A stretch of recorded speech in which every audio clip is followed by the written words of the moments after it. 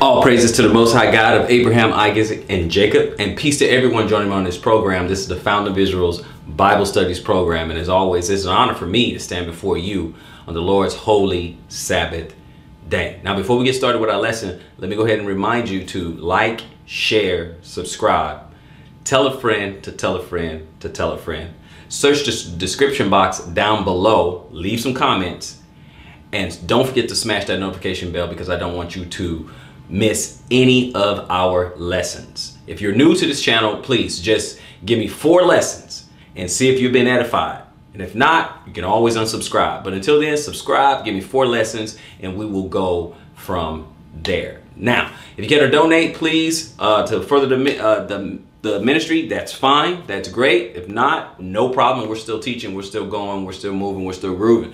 So with that, I'm going to go ahead and give you the title of this lesson, which is the laws that cannot be kept. The laws that cannot be kept. Now, I can tell you guys right now, one of the reasons why I even wanted to do this particular lesson is because, you know, I was kind of stirred in my spirit, which is good because I don't want to give a somnambulant lesson. Right? It needs to have some sort of energy to it. Okay. So I don't want it, you know, to be just kind of, energy to be sluggish. Right. So I just want it to be a good lesson for you guys. But it's also important because we're saying that we're commandment keepers, and inevitably you're going to, if you haven't already, you're going to run into people who try to contradict that. Okay. The problem is they're not doing it correctly, right? So it's kind of a miss when they try to contradict that. And we're going to get into that in the lessons. But see, what I want to do is I want to empower my commandment keepers, and then the ones who blanketly say, yeah, we keep all the commandments, and that's it. Who say that, I want to correct them to help them because they're going to get caught off. They're going to get caught off guard if you just say that and just walk away. Because then what are people doing? You say, oh, I keep the commandments. Now what are they thinking? They're trying to think of the ones that you do not keep. So that's why I wanted to do this particular lessons, to help you, to edify you, and to get some understanding in what we mean by when we say we are commandment keepers. First and foremost, we got to understand something. The laws are broken up in different categories in the Old Testament, okay? And the Torah, the laws are broken up. Okay, and the Torah, first 5 books. Tanakh is the Old Testament, including the Torah. Okay, so I'm not going to be in the New Testament a lot. I may be in there 1 or 2 times or whatever, but I'm not going to be in there a lot. I'll talk about it, but I may not go to it because I have a lot of ground to cover. Now, before I tell you the division of the laws, right? Let me just simply say right now, I will not be able to go over every law. Okay, let's just get that out the way right up front. Okay, let's just get that straight from the door. I'm not going to be able to go through all of it. I don't have time. I pretty much keep my lessons about an hour. I try to jam pack it full of scriptures. So you guys be ready with that. But I am not going to be able to go through every single law there is. OK, but what I am going to do is set up a pattern so you guys can see. Remember back in grade school, remember when we were in elementary school, when they set up a pattern and then you see a blank and you know what's coming next. Right. So it's going to be similar to that, right? To where you're going to understand like, oh, okay, all right. I see what this is. I see how that works, right? So I just want to edify you guys, right?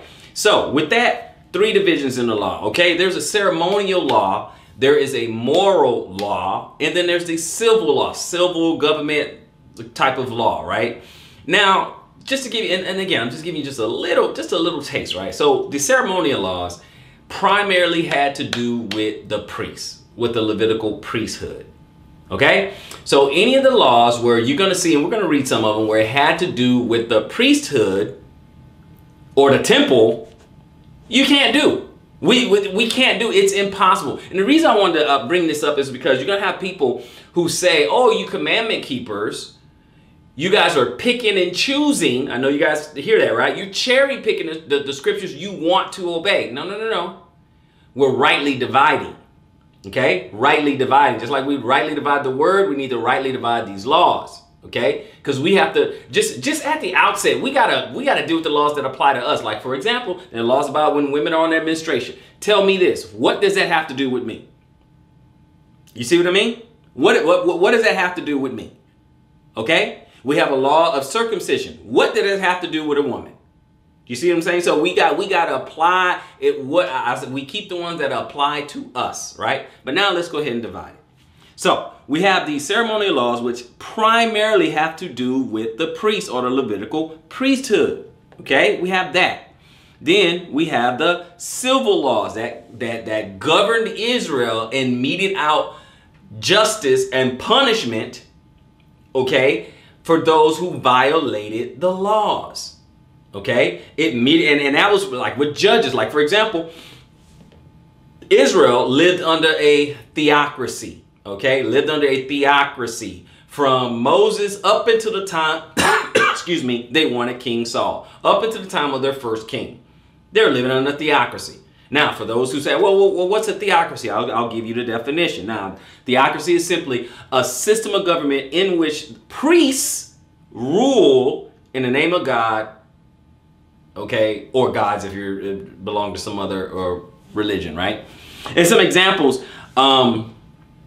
because that's what Israel lived under, okay, until they got their first king. But some examples you can have, Iran was under that, Saudi Arabia was under that. But the one that you know the most, the Vatican.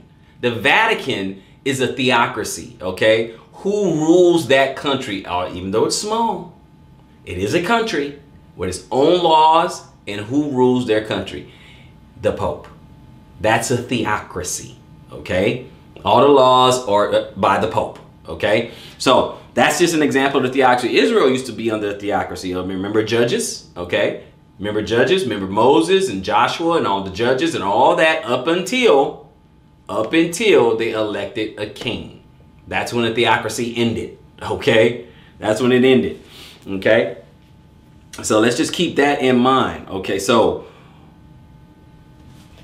then you have the moral laws. Okay, you have the moral laws like the 10 Commandments. Okay, what's interesting is that the moral laws go with you wherever you are.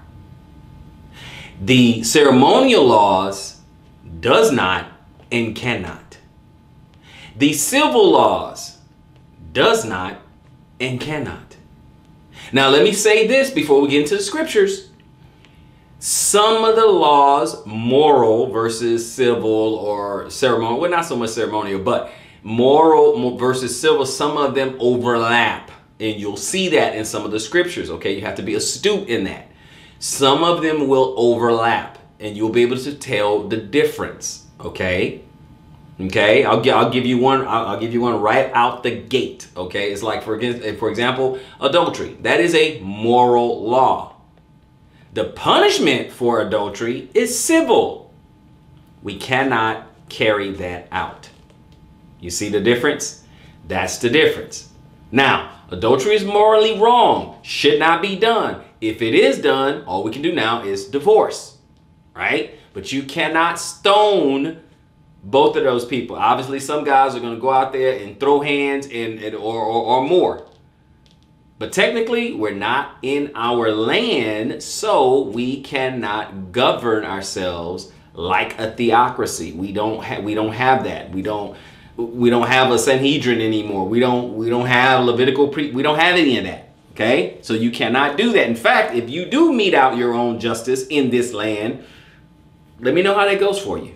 Okay, let me know how that goes for you. But obviously, we simply say we simply go to Matthew 5 and 17 and we let people know, hey, look, the laws are not done away with. The laws are not done away with, right? So Matthew 5 and 17. In 17 it says what? Think not that I have come to destroy the law or the prophets. I am not come to destroy, but to fulfill. Okay, I have not come to destroy, but to fulfill.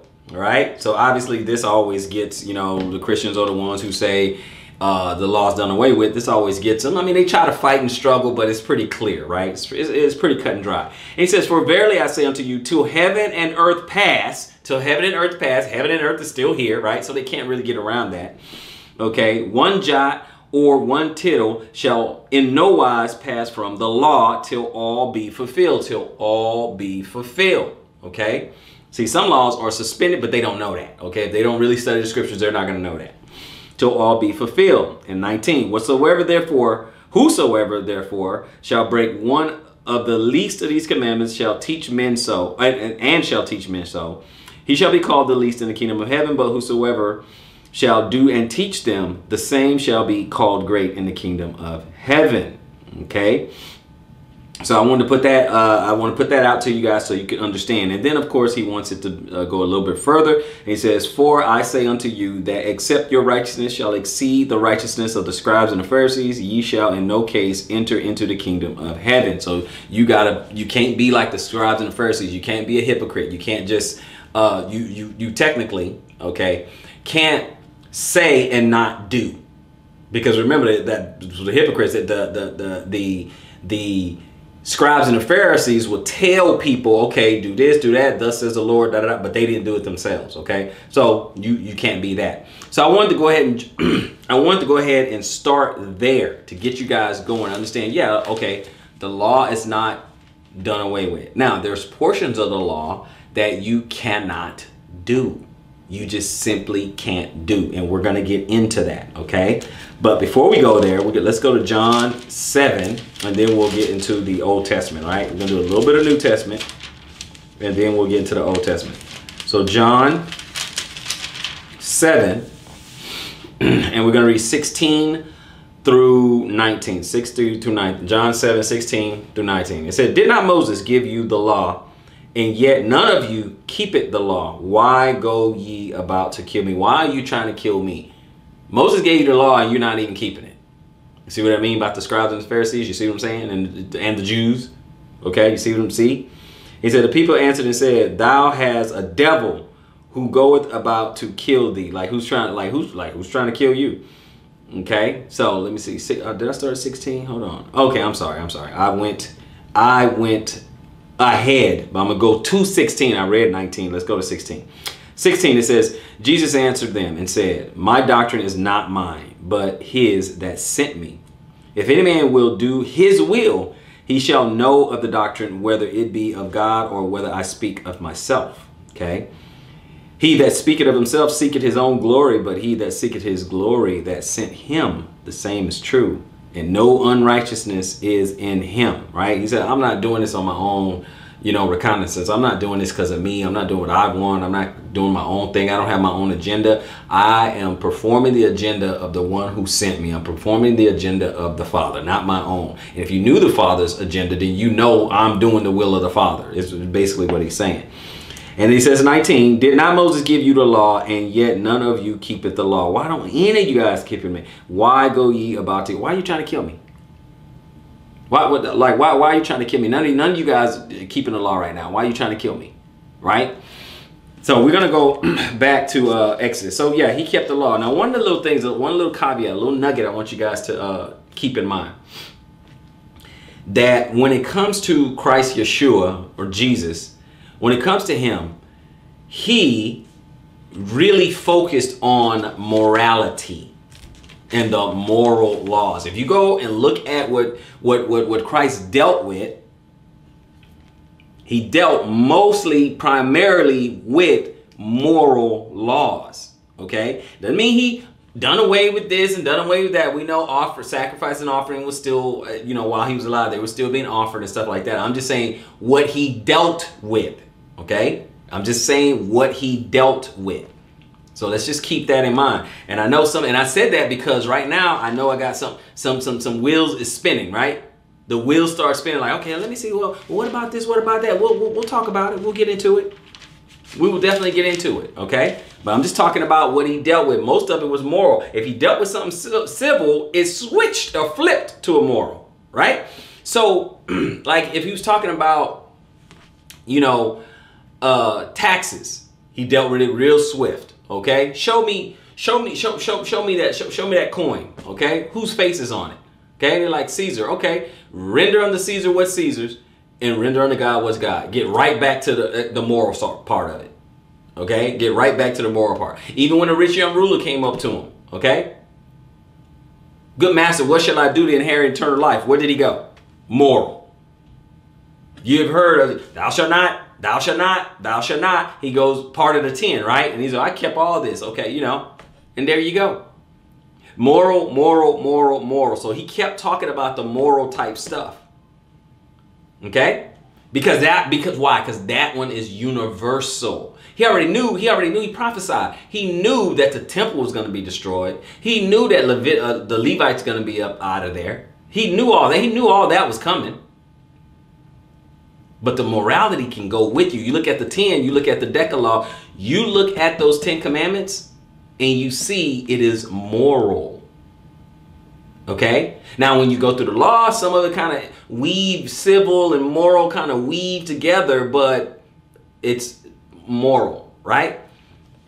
Now, I'm telling you all this so that you don't have somebody else who come up to you and be like, oh, no, you guys are cherry picking. You guys are, no. We're dividing what the laws are. You tell them, you say to them, you do realize there's different types of laws in the Old Testament, right? Because you do realize there are ceremonial laws. I'm not a Levite, and if I am, I don't know that. And if I was, I'm not in the temple, or we're not in Jerusalem, I'm not in the temple, and we don't, and I'm Messianic, so I'm not killing animals right now. There's a whole lot of laws about that, and I can't do that. You can tell them that, right? All right. And then they say, oh, well, how come you not stoning your daughter because she's not a virgin and she's living in your house? Again, civil, not in our own land, can't do that. If we were in our own land, could do that. If we were under a theocracy, we could do that. If we were sovereign unto ourselves, we could do that. You see? No, how come you're not killing your wife because she committed adultery? You see how you can eliminate a lot of this? You see how that it just kind of, you see how I set up the pattern and now you already know what to do with the rest? See, that's the beauty of this. That's the beauty of this lesson, okay? It's the beauty of it. Let's continue. Let's go to Exodus, and we're going to go to Exodus 21. Now, what I'm going to do, you guys are going to tell me. You're going to tell me. Okay, you can put it in the chat. You can put it in the chat or comment below. If you're watching it live, great. Or put it in the comment section down below. You guys tell me, can we do it or can we not do it? Okay, that's it. Let's interact. Yes, that's civil. We can do that, or no, or we can't do. That's civil. We can't do that, or this is moral. We can do that. It's simple, and it's so simple. You can teach your children. It's that simple. You can teach your children this, right? So Exodus 21, I'm going to start at 15. 15, I'm going to read 15 through 17. 15, it says that he that smited, hit him, strike him, right? He that smited his father or his mother shall be surely put to death. You guys tell me, in this land, in the West, okay, if your teenage or young adult child hits you or his mother, you can put him to death. Okay, you tell me if that's okay right now. Can we do that? 16.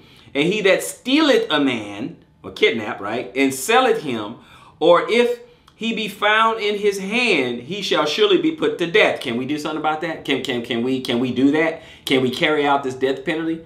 Is it civil or moral? Okay, maybe even a combination of the two. But can we do the last part? Can we put them to death? You personally. Right?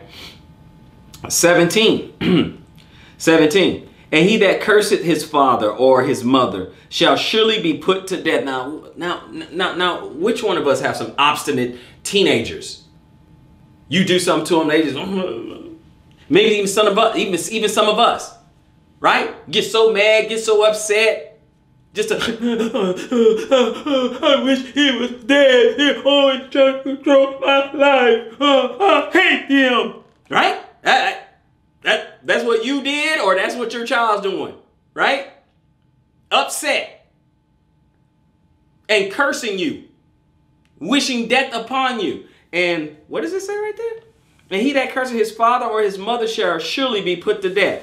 Can we keep that, brothers and sisters? Can we do that? Okay, real simple. So when somebody try to come at you, because sometimes the Christians will do who don't want to, keep the commandments, and then sometimes like maybe an atheist approach you and say, well, how come you guys are not stoning her?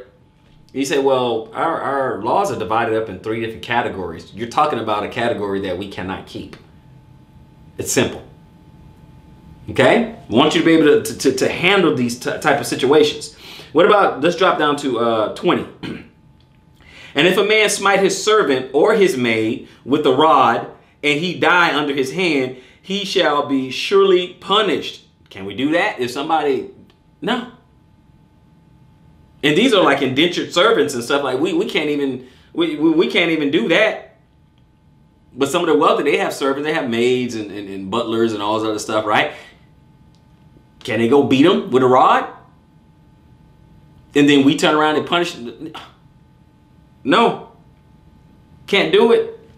Okay, 21. Notwithstanding, if he continue a day or two, he shall not be punished, for he is his money. Okay, so we can't do that. We can't do that. What about miscarriage? 22. If men strive, so if two men are fighting, right? So they're fighting and hurt a woman with child, hurt a pregnant woman, so that her fruit depart from her, she has a miscarriage, and yet no mischief follow, he shall be surely punished according as the woman's husband will lay upon him, like whatever I want to do. And he shall pay as the judges determine. And he shall pay as the judges determine. I asked you, class, can we keep this law? Do we have judges? So don't let someone come to you and fool you and say, oh, well, you guys are picking and choosing and cherry pick. How? No. I'm not picking and I'm dividing. I'm dividing. Simple deduction. Can I do that? Do we have judges? Who's the judge? Are we sovereign unto ourselves? Okay? Only one set of laws go with you like American Express. Don't leave home without it. The moral laws. And you'll be able to determine that. The other reason why you don't even have to feel, but because you don't have to feel bad for not keeping the ceremonial law, you know, the Levitical priesthood laws and stuff, because you're not Levi. We're not in the land. They're not in the temple. We don't offer sacrifices. We're messianic. Are you guys following me? Okay? Give me down below. Give me some feedback. Let me know. Put it in the chat. Put it in the comment section. Let me know if this is starting to really make some sense. Is this adding clarity to your life? My whole goal is to edify you, right? Okay, let's go to Leviticus. We're in Exodus now. Let's go to Leviticus 20. Let's go to Leviticus 20.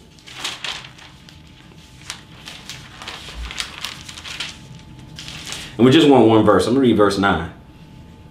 For everyone that curses his father or his mother shall be surely put to death. He has cursed his father or his mother. His blood shall be upon him. So you can't even do that. So if we were in our own land and we govern ourselves, there'd be a whole lot less unruly children. Whole lot less. But when the nation's got a stranglehold on our children and influence them, we don't have as much of an influence as we would like. Now, of course, we can do our best. Of course we can. Of course, we can train up a child in a way that should go. But at some point, they leave the nest, and you have to hope and pray that what you instilled in them stays in them and keeps them on the path. Hallelujah. All right. So we're Deuteronomy. Deuteronomy 21, and I'm going to read 18 to 21. Deuteronomy 21, 18 to 21. 18 says, if a man have a stubborn and rebellious son, which will not obey the voice of his father or the voice of his mother, and that when they have chastened him, will not hearken unto them, then shall his father and his mother lay hold on him. They're going to grab him and bring him out unto the elders of his city and unto the gate of his city. And they shall say unto the elders of his city, this our son is stubborn and rebellious. He will not obey our voice. He is a glutton and a drunkard. Okay, so this is probably a late teenager, early adult, right? We're not talking about like a 5-year-old, okay? And all the men of his city shall stone him with stones, that he die. So shalt thou put evil away from among you, and all Israel shall hear and fear. I asked you, can we do this and nothing happens to you in this land, in the West? You tell me. Okay? You tell me. Okay, Deuteronomy 22. We're going to start at 13.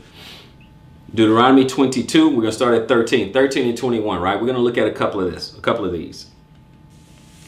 Look what it says here. It says what?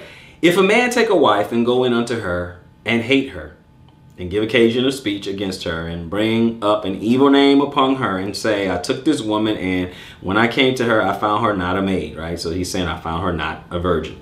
So much for that. So much for the whole virgin and maid always meaning the same thing, right? Because I say that this is learning something on the way of learning something, right? So we know right here in context, we know it's talking about a virgin, right? Because some of those who don't believe in, you know, Mary and immaculate conception, well, you get what I'm saying, right? The virgin birth. They'll say, oh, well, virgin just means young maid. Virgin just means young maid. Okay, just a young woman of marriageable age. Just a young woman of marriageable age. How could this happen? How could he sleep with her, bring an evil occasion upon her? And he said, I took this woman, so he knows it's a woman. He knows that. He's saying, I took this woman, and when I laid with her, or I came to her, I found her not a woman. I found her not a virgin, right? But we know that. We know that what it is because we can read in context. 15. Then shall the father of the damsel and her mother take and bring forth the token of the damsel's virginity. Okay, that's that little white napkin that when her hymen broke, they had evidence that, you know, she still had a hymen and that she was a virgin, right? That she laid upon. Took the token of the damsel's virginity unto the elders of the city in the gate. And the damsel's father shall say unto the elders, I gave my daughter unto this man to wife, and he hated her, right?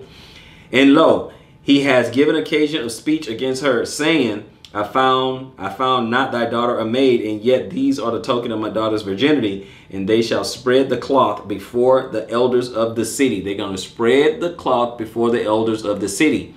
Do we have elders right now? I mean, we have elders, but do we all live in the community that have elders of the city? And then 18, and the elders of that city shall take the man and chastise him. How is it going to chastise him? Interesting. Okay.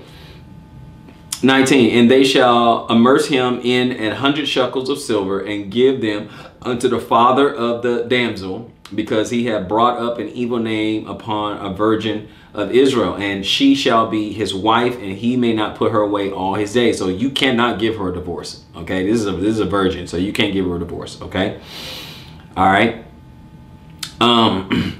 But if this thing be true, we gotta look at the other part, guys. Gotta look at the other part. But if this thing be true, meaning she wasn't a virgin, and the token of virginity be not found for the damsel, what are they gonna do now? So what do we do now in 21? Then they shall bring out the damsel to the door of her father's house, and the men of her city shall stone her with stones, that she die, because she has wrought folly in Israel to play the whore in her father's house. So shalt thou put evil away from among you. Can they do that? Can we do that today? I'm just asking. You guys tell me. You guys teaching me. You tell me. Can we do that today? Is that a civil law or a moral law, or a mixture of the two, where we cannot execute, or maybe you guys think we can, but maybe we can't, where we cannot execute the punishment? You tell me. Right? On the one side, we say, well, yeah, we can kind of do the other thing, you know. I mean, you know, if she is a virgin and he just up there lying on her and all that, you know, then yeah, he got to keep her. Okay, sure. Okay. What if she's not a virgin? Can you carry out the punishment? I'm just asking. Still think we're picking and choosing? Okay, let's keep going. Let's go to Numbers. Okay, let's go to Numbers. We're going to go to Numbers 15, actually. Numbers 15. Let's see if we can do this. Number 15. And we're going to start at 32. Numbers 15 and 32. And while the children of Israel were in the wilderness, they found a man that gathered sticks upon the Sabbath day. And they that found him gathering sticks brought him unto Moses and Aaron and unto all the congregation. And they put him in ward, meaning they locked him up, because it was not declared what should be done to him. And the Lord said unto Moses, the man shall be surely put to death. All the congregation shall stone him with stones without the camp. And what happened in 36? And all the congregation brought him without the camp, outside the camp, and stoned him with stones, and he died as the Lord commanded Moses. And he died. I ask you, can we do this? Okay. Are we in community with ourselves? Are we together as a nation? Are we sovereign? We can do our own laws. I ask you this. Was anybody, any other nation at this time, okay, we're in Numbers, at this time, over Israel? Or did Israel govern themselves along with Moses and the Most High? I'm just asking.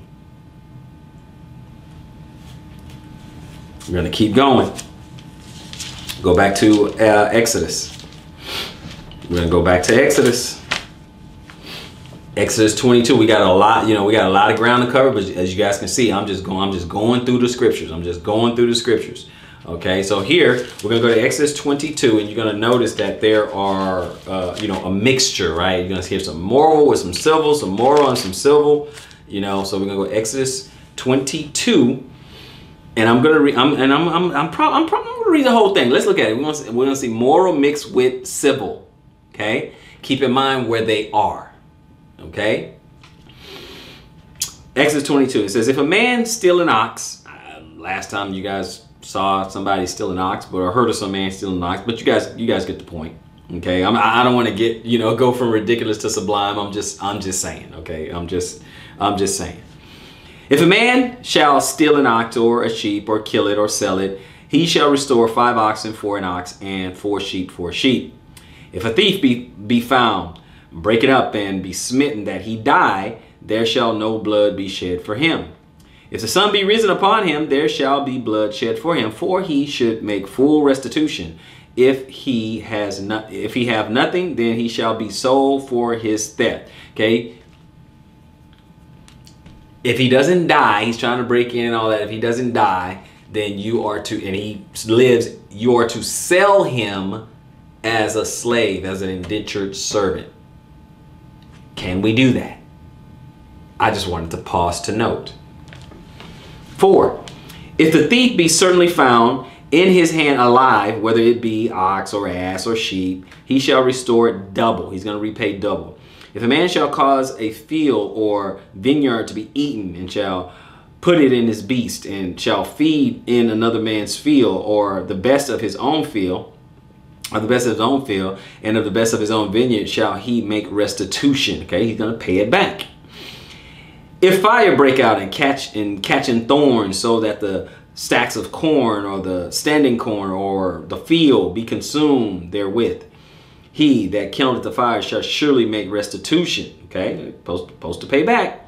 If a man shall deliver unto his neighbors money or stuff to keep, and it be stolen out of the man's house, if the thief be found, let him pay double. If the thief be not found, then the master of the house shall be brought unto the judges to see whether he have put his hand unto his neighbor's goods. For all manner of trespass, whether it be for ox or ass, for sheep, for raiment, or for any manner of lost thing, which another challenged it to be his, the cause of both parties shall come before the judges, and whom the judges shall condemn, he shall pay double unto his neighbor.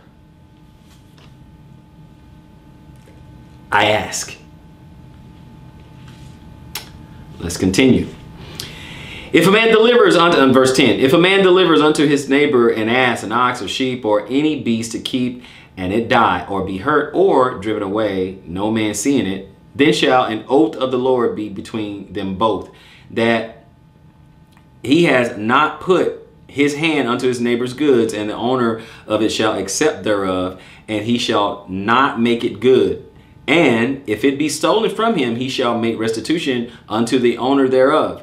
If it be torn in pieces, then let him bring it for witness, and he shall not make good that which was torn.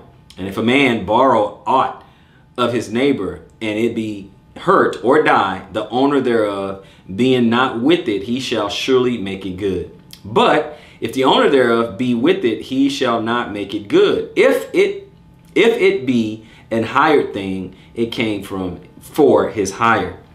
And if a man entice a maid that is not betrothed and lie with her, he shall surely endow her to be his wife, which of course we should, that's moral. If her father utterly refuse to give her unto him, he shall pay money according to the dowry of virgins. We should, you could do that. Thou shalt not suffer a witch to live. We're in America. We're in the West. Do we have people who profess to be Wiccans? Do we have astrologers? And do we have palm readers? Okay. Do we have people who do seances and all that? Do we have those? Do we go around and stone them? Do we put them? Do we delete them? Can we? I asked you, can we? So what I'm doing is I want you to see how if someone actually asks you those type of things, that you recognize immediately that it's ridiculous. It's a ridiculous question. It's absolutely ridiculous, right? Because you can rightly divide this and see how it goes. Thou shalt not suffer a witch to live. Let's go to 19. Whosoever lied with the beast shall surely be put to death. Now, even though that is abominable, disgusting, revolting, can we delete somebody for doing it and nothing happens to you? Can you do that in the West? Okay. Whosoever lied with a beast shall surely be put to death. He that sacrificeth unto any god, save unto the Lord only, he shall be utterly destroyed. We're pagan capital, one of the pagan capitals of the world. Have you met someone who's not serving the Most High Yah? Do you know someone who's not serving the Most High Yah? Can you put them to death? Can you delete them? Can you do that? Why not? 3 divisions in the law, brothers and sisters. Ceremonial, civil, and moral. Let's continue. Thou shalt neither vex a stranger nor oppress him, for ye were strangers in the land of Egypt. Ye shall not afflict any widow or fatherless child. That's good. That's moral. If thou afflict them in any wise, and they cry at all unto me, I will surely hear their cry. Hallelujah. And my wrath shall wax hot, and I will kill you with the sword, and your wives shall be widows, and your children fatherless. See, he's going to do that himself. So the Most High can do it because you can't take him to court. So he can do it. If thou lend money to any of my people that is poor by thee, thou shalt not be to him, not be to him as an usurer, neither shall thou lay upon him usury. Basically, tax, right? You can't, you know, interest. Okay. If thou at all take thy neighbor's raiment to pledge, thou shalt deliver it unto him by that the sun goeth down. Okay. For that is his covering only. It is his raiment for his skin, wherein shall he sleep. Like where he's going to sleep. And it shall come to pass when he cried unto me that I will hear, for I am gracious. Thou shalt not revile the gods, nor curse the ruler of thy people. Thou shalt not delay to offer the first of thy ripe fruits, or of thy liquors, okay, the wines, right? The firstborn of thy sons shall thou give unto me. Likewise shalt thou do with thine oxen and with thy sheep. 7 days it shall be with his dam, and on the 8th day thou shalt give it to me. And ye shall be holy men unto me, neither shall ye eat any flesh that is torn of beasts in the field, ye shall cast it to the dogs, right? So all that, you can just go ahead and give that to the dogs and stuff like that, okay? So some things, hey, you notice in there a couple things we can do, and then there's other things we cannot do, right? We cannot mete out the punishment, okay? We just don't have it. We don't have our own king. We don't have our own judges. We don't have any high priest. We don't have any of that. Okay? We don't have it. So how can you do it? That's another question you can turn back on them, the person who asked you that question. Well, how come y'all don't do that? Okay. So when they name a civil or a ceremonial one, then you ask them and say, well, you know what? How exactly can we do that? And watch they start shuffling. Well, because they know you can't do it. They know you can't do it. Right?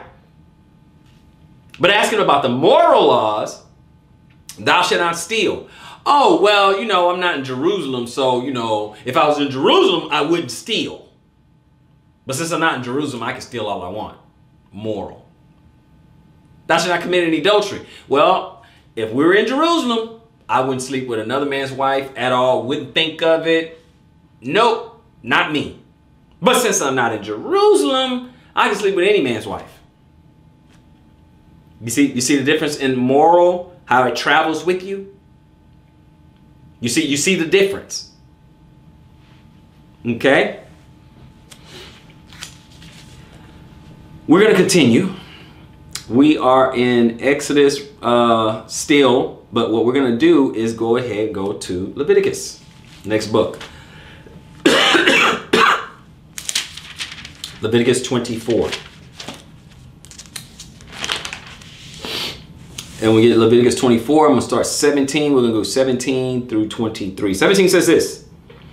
And he that killeth any man shall surely be put to death. Okay. And he that killeth the beast shall make it good beast for beast. And if a man cause a blemish in his neighbor, and he as he has done, so shall it be done to him. Like whatever you do to them, is, you know, that's you're going to get that eye for eye thing, right?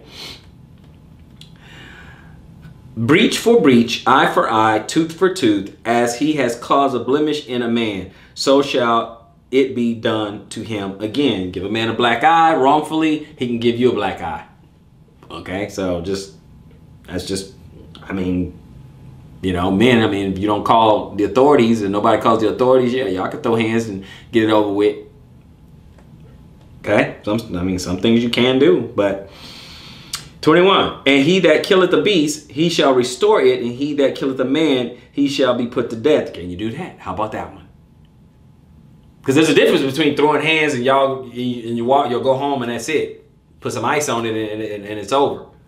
But it's a whole nother matter. Somebody deletes somebody else, right? It brings it to a whole different level, doesn't it? Can you do that? Okay, so this is what we're talking about here.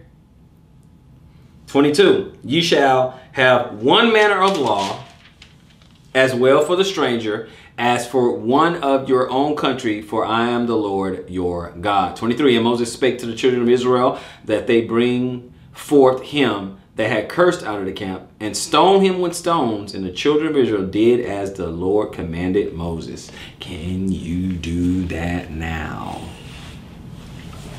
Can we do that now? This is all I'm saying. I'm drilling it down because it just gets ridiculous when people say civil type things. They want to go. They notice when they ask you this, when they propose this or ask you the stupid question. Well, why don't y'all stone? Why don't you stone people? Why do they always jump to civil or ceremonial? They never jump to moral. They never jump to moral. I want you guys to notice that. They never go to moral. They never say that. They never say, oh, well, they never say, well, you guys, why don't y'all believe in not committing adultery? Because we're going to say, because we believe in not committing adultery. We do believe that. We should not commit adultery. Well, y'all don't believe in thou shalt not steal. Yeah, we do. We think you shouldn't steal. You see? Even the dietary law, they want to stick that into ceremonial too, right? They want to do, now the sacrifices is ceremonial, I get that. But I'm talking about dietary, what you eat. Okay? Can't that travel with you? Like, for example, we commandment keepers, we don't eat bacon, shrimp, pork, catfish, right? Shellfish, we don't eat that. Can that travel with you whether or not you're in the West or you're in another country? Can you not eat pork? Choose not to eat pork? In Brazil, can you choose not to eat pork? In Japan, can you choose not to eat pork? In Russia, can you choose not to eat pork? In Africa, can you choose not to eat pork? In Europe, can you just make that choice and just say, well, you know, I'm not going to eat that? Can you do that? Can you go kosher everywhere you go? Can you do that? Can you elect to do that? Okay, I'm not getting into the details of, okay, if this is a kosher kitchen, did they prepare that? I'm not getting into that, okay? That's a dietary law lesson. That's something else. I'm just saying in general, guys. In general. Okay? Can you elect not to? Then your body go with you everywhere you go? Moral. Can morality follow you?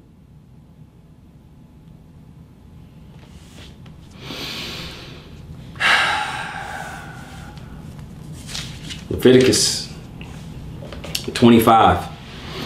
I'm going to read some of it. I won't read all of it. I'll read some of it because it's a lot. Okay? It's a lot. And I want to get through a few more. You know what?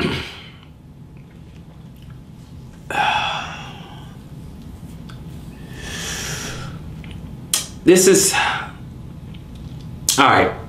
Let's read some, okay? I'm trying to cut down. What we don't read in Leviticus 25, you guys read the rest, okay? So, let's get started. And the Lord spake unto Moses in Mount Sinai, saying, Speak unto the children of Israel, and say unto them, When you come into the land which I give you, then shall the land keep a Sabbath unto the Lord. Okay, I hold up my fingers, guys. You let me know if we can do it, okay? Are we there? Is this civil? Is this moral? I'm posing the question. 6 years shalt thou sow thy field, and 6 years thou shalt prune thy vineyards and gather in the fruit thereof. But in the 7th year shall be a Sabbath of rest unto the land, a Sabbath for the Lord. Thou shalt neither sow thy field nor prune thy vineyard. That which groweth of its own according of that, that which groweth, let me see, I lost my place, guys. Hold on. That which groweth of his own according of that harvest, thou shalt not reap, neither gather the grapes of thy wine undressed, for it is a year of rest unto the land. Meaning you were working your land on your farm and all that, and for 6 years straight, you're reaping, sowing, reaping, sowing, reaping, sowing. In the 7th year, you're not doing any of that. You're leaving it alone. Let it grow, right? Leave it alone. Give it a Sabbath day of rest. 6, and the Sabbath of the land shall be meat for you, for thee, and for thy servants, and for thy maid, and for thy hired servant, and for thy stranger that sojourneth with thee. And thy cattle, and for the beasts that are in thy land, shall all the increase thereof be meat. Okay, in your land. Some people might say, "Oh, I can do it in my land." Okay, well, go right ahead. If you want to do it, go ahead. Verse 9, verse 8. And thou shalt number 7 Sabbaths of years unto thee, 7 times 7 years. And the space of the 7 Sabbath of years shall be unto thee 49 years. So for 49 years. Now I say this is a land, I just don't see how we can actually do it, but hey, some people may try it. Then shalt thou cause the trumpet of the Jubilee to sound on the 10th day of the 7th month. In the day of atonement shall ye make the trumpet sound throughout all your land. And you shall hallow the 50th year and proclaim liberty throughout all the land unto all the inhabitants thereof. It shall be a jubilee unto you, and ye shall return every man unto his possession, and ye shall return every man unto his family. A jubilee shall that 50th year be unto you, and you shall not sow, neither reap that which groweth up itself in it, nor gather the grapes in it of thy vine undressed. Okay, for it is the jubilee, it shall be holy unto you. You shall eat the increase thereof out of the field. In the year of this jubilee ye shall return every man unto his possession. And if thou sell aught unto thy neighbor, or buy it out aught of thy neighbor's hand, ye shall not oppress one another. Okay, according to the number of the years after the Jubilee, thou shalt buy of thy neighbor, and according unto the number of years of the fruit, he shall sell unto thee. Okay, so you just go ahead and you can continue to read that. I'm showing you that this civil land, between how you deal with one another, how you deal with your land, stuff like that, right? I'm letting you guys, hey, you tell me, okay? Is it possible to even do it? Okay? This is all I'm saying. This is all I'm saying. So when someone comes to you with these ridiculous arguments, you know exactly what to say to them. You know exactly how to handle them. You'll know exactly. Okay? So we're going to go, let's go one more over here. Deuteronomy, let's go to Deuteronomy 21. Read that real quick. Deuteronomy 21. And then we're going to get into a couple of ceremonial laws. And then we will close out. You will have some homework because this lesson is drawing out. It's getting a little long. Let's see here. Deuteronomy 21, first 4 verses. If one be found slain in the land which the Lord thy God giveth thee to possess it, lying in the field, and it be not known who has slain him, then the elders and thy judges shall come forth, and they shall measure unto the cities which are round about him that is slain. And it shall be that the city which is next unto the slain man, even the elders of that city shall take a heifer which has not been wrought with, and which has not drawn in the yoke. And the elders of the city shall bring down the heifer unto a rough valley, which is neither eared nor sown, and shall strike off the heifer's neck there in the valley. And the priests, the sons of Levi, shall come near, for them the Lord thy God has chosen to minister unto him, and to bless in the name of the Lord. And by their words shall every controversy and every stroke be tried. So I'll stop right there. Can we do that? Elders, judges, priests. It's too easy. Let's keep going. Let's get into some of these ceremonial laws real quick. I know that's real easy for you guys. I'm very proud of you guys. Numbers. Let's go to Numbers. I'm going to go to 5. Numbers chapter 5 and 2. All right. So command the children of Israel that they put out of the camp every leper and everyone that has an issue, and whatsoever is defiled by the dead. Okay, so just put them out. So if somebody's sick, can you just put them out the camp? I mean, you can quarantine yourself, you can quarantine them, but basically people go to the hospital, right? I mean, that's basically what people do. Okay, basically, for the most part, people just go to the hospital.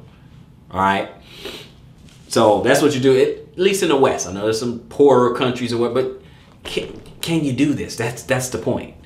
Can you do it? Right? We're Numbers 29, 39. Numbers 29, 39. Okay, let's keep it. Let's keep it going. Numbers 29. We're gonna go over here to 39, which reads, "These things ye shall do unto the Lord in your set feasts, besides your vows and your freewill offerings, for your burnt offerings, and for your meat offerings, and for your drink offerings, and for your peace offerings." And who's supposed to be this? Who makes the offerings for Israel? Who does the service of God for Israel and make all these offerings for us? So I ask you, is it possible? Can we do this? Leviticus. I want to make this very vivid, okay? I just want this to be vivid. Okay? What I want you to do, because this is really long, I'm just going to start reading a little bit of it. You guys are going to finish reading it, so I'm letting you know now. I'm not going to finish everything because it's just getting long, but it's okay. I want you to finish the reading. It's okay. This is your homework. Like I want you to finish Leviticus 25. Go read that. This one is Leviticus 17. Leviticus 17. So we're going to read that here. And we're going to start at verse 1. Okay. Let's read some of that. And the Lord spake unto Moses, saying, Speak unto Aaron and unto his sons and unto all the children of Israel, and say unto them, This is a thing which the Lord hath commanded, saying, What man soever there be of the house of Israel that killeth an ox or lamb or goat in the camp, or that killeth it out of the camp, and bring it not unto the door of the tabernacle of the congregation to offer an offering unto the Lord before the tabernacle of the Lord, blood shall be imputed unto that man, and he has shed blood, and that man shall be cut off from among his people. To the end that the children of Israel may bring their sacrifices, which they offer in the open field, even that they may bring them unto the Lord, unto the door of the tabernacle of the congregation, unto the who? Priests, and offer them for peace offerings unto the Lord. And the priests shall sprinkle the blood upon the altar of the Lord at the door of the tabernacle of the congregation, and burn the fat for a sweet savor unto the Lord. And they shall no more offer their sacrifices unto devils, after whom they have gone a whoring. This shall be a statute forever unto them throughout their generations. Who's supposed to be offering all these sacrifices? How exactly do you do that? Because if someone knows how we can do this correctly, I am all ears. And I will do it. So you ask them who proposed this question to you, say, okay, well, how can we do this? Because I want to do it according to the scriptures. You tell me, how can we do it? Of course they don't know how. Of course, they're gonna back out of it. They're gonna start moonwalking, and they're gonna be like, oh well, I mean, you commandment keeper, and you the one, you should know. I do know. I know we can't do it. I know it's not possible. I know. Leviticus 7, okay? We're going to read a little bit of this. 7, starting at verse 1. Likewise, this is the law of the trespass offering. It is most holy. In the place where they killed the burnt offering, they shall kill the trespass offering, and the blood thereof shall be sprinkled round about upon the altar. And he shall offer of it all the fat thereof, the rump and the fat of the covered the inwards, and the 2 kidneys and the fat that is on them, which is by the flanks, and the caul that is above the liver with the kidneys, it shall he take away. And the priest shall burn them upon the altar for an offering made by fire unto the Lord. It is a trespass offering. What every male among the priests shall eat thereof, it shall be eaten in the holy place. It is most holy. And the sins offerings so is the trespass offering. There is one law for them, the priests that make an atonement therewith shall have it. And the priest that offereth any man's burnt offering, even the priest shall have to himself the skin of the burnt offering which he has offered. And all the meat offering that is baken in the oven, and all that is dressed in the frying pan and in the pan, shall be the priests that offer it. I'm going to stop there. I want you guys to continue and just pretty much read the whole chapter. Read the rest of the chapter. And you'll be able to know, you'll be able to discern for yourself what we can, what we can't. Is it possible or not? But let's look at this real quick. We're going to look at 2 places right here. We're going to go to Leviticus 20 on the last 2 places, and we'll close out the lesson. Last 2 places. Okay. All right. So last 2 places. Leviticus 20, we're going to read 10 and 12. Verse 10 says, And the man that committed adultery with another man's wife, adultery, that moral or civil? This part so far is moral, right? Okay. So the man that committed adultery with another man's wife, even he that committed adultery with his neighbor's wife, the adulterer and the adulteress, shall surely be put to death. Remember in the beginning of this lesson when I was talking about Christ, when I was talking about Yeshua, remember the Pharisees brought up to him, hey, this woman, she's caught in adultery. So there's a lot of things that's wrong with that whole scenario, right? But right here, we're reading this right here. She's been caught in adulteries. The law says, or Moses says, she should be stoned to death. What do you say, right? He switched it from civil and went to moral. He that is without sin cast the first stone, right? He went to moral. However, they're also not doing it right, because guess what? She's not doing adultery by herself. They didn't bring the guy. Now, they could have stoned her. You know, had they not, they probably would have stoned it had they not asked Jesus. Had they not asked him, they probably would have stoned her. Now, he said, now the question he said was, he that is without sin cast the first stone. Now, I asked you, could Christ have stoned her? Yes, of course he could have. He didn't have any sin.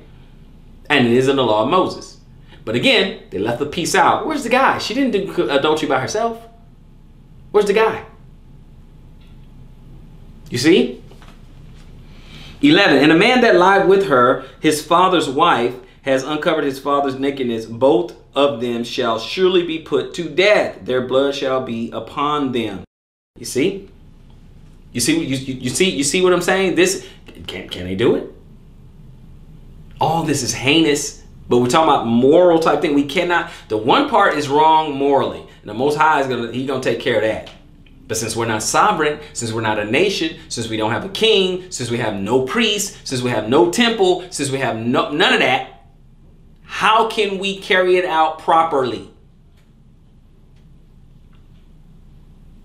Let's read the last place, Deuteronomy, and we'll close it out. Deuteronomy 22. Deuteronomy 22. 22. We're going to read chapter 22, verse 22, right? It says, and if a man be found lying with a woman married to an husband, then they shall both of them die, both the man that lay with her and the woman. Who shall thou put away? So shall thou put away evil from Israel. If a damsel that is a virgin be betrothed unto a husband, and a man find her in the city and lie with her, okay, then ye shall bring them both out unto the gate of the city, and ye shall stone them with stones that they die, the damsel because she cried not, being in the city, and the man because he has humbled his neighbor's wife. So thou shalt put away evil from among you. So I asked you, brothers and sisters, you see how some of it kind of overlap a little bit of a mixture between civil, something morally wrong happened, and then they have to have a civil a civil solution to it. They're trying to mete out justice because of a moral infraction, and now they're trying to put a civil punishment to a moral infraction. But remember, Israel was together, one nation. Israel was one nation at the time, right? You go to the New Testament. Yeah, like for example, they would stone Stephen to death or whatever. They could do that, but again, they were still ruled by Rome. They're under Roman occupation, right? That's why I said they could have stoned her. Well, Yeshua could, after he asked that question. He could have, but he switched to moral. And then when we look at and we review some of the things that Christ dealt with, it went to moral. Okay? Now you guys let me know. I may do a part 2 to this or whatever and deal more with how the moral law was dealt with in the New Testament. Don't get me wrong. I know they did. They still did these the feast days. I know that. I know. And they did some of the civil laws that they were able to do, but that was starting to just go away more and more. And then 70 AD hit, boom, when they ransacked and they ran out of Jerusalem, all the civil laws were gone. All the ceremonial laws were gone. There was no sacrifices because he caused the sacrifices and oblations to cease. The sacrifices and oblations were gone. There were no more Sanhedrin, no more Levites. The king's been gone, not even in your land. The temple was ransacked. So all those were gone. But the one piece of luggage that they could take with them was the moral law. So we don't pick and choose. We do what applies. I hope someone has gotten something from this lesson. Now, before we close out, let me just go ahead to invite you to like, share, subscribe. Tell a friend to tell a friend. Don't forget to smash that notification bell. check the description box down below. And if you've been edified, search the scriptures and prove all things. Shalom, Israel.